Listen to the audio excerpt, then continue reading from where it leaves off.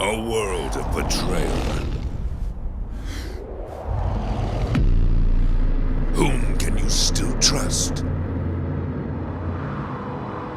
Forge new alliances. Now.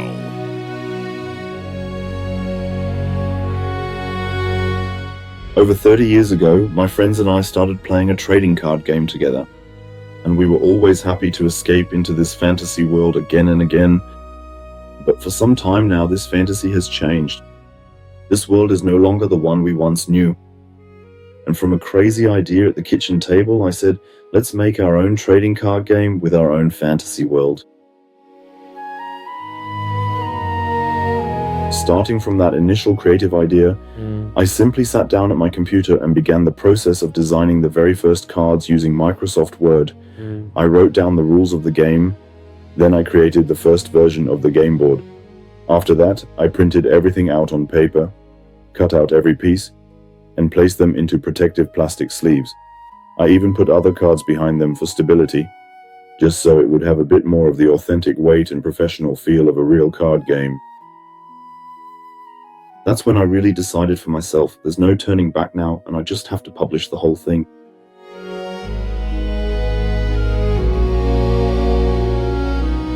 Once the basic concept was in place, I contacted the first artists and had the initial artworks created, so that the first basic design of Bluthelden came together, and in the end, I finished the first starter decks with them.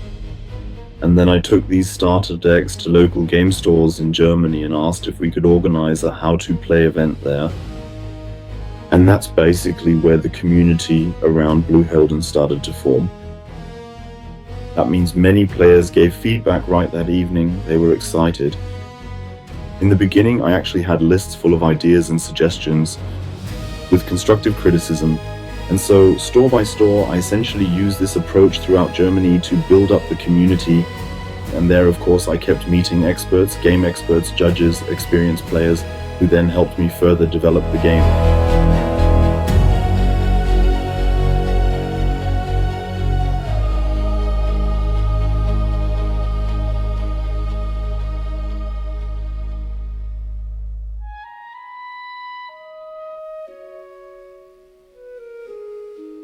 Once the artwork and card design were finalized, we commissioned the first test print.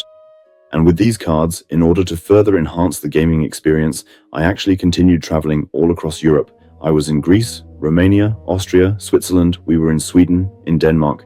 And by now, we've managed to excite over 50 stores with the first edition, and we've launched an organized play, which is of course extremely important for the local stores.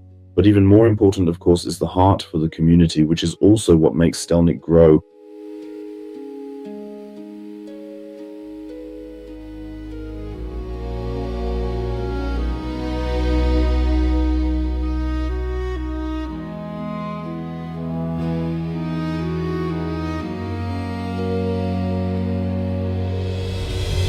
Now the second edition is coming up soon.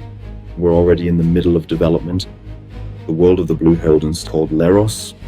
Leros, quite interestingly, came about because my daughter's two rabbits are named Leo and Rosie, and they wished for this world to be called Leros. This world, Leros, basically has 8 regions. We introduced the first 4 regions with the first edition. The next 4 colors, the next 4 rulers, will appear in the second edition, which will be called Alliances. Red will sweep through Leros with an absolute firestorm with the orcs, goblins and ogres.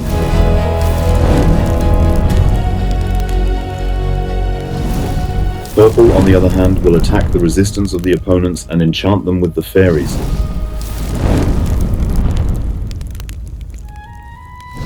Blue stands for the arcane arts and lizard folk with water magic.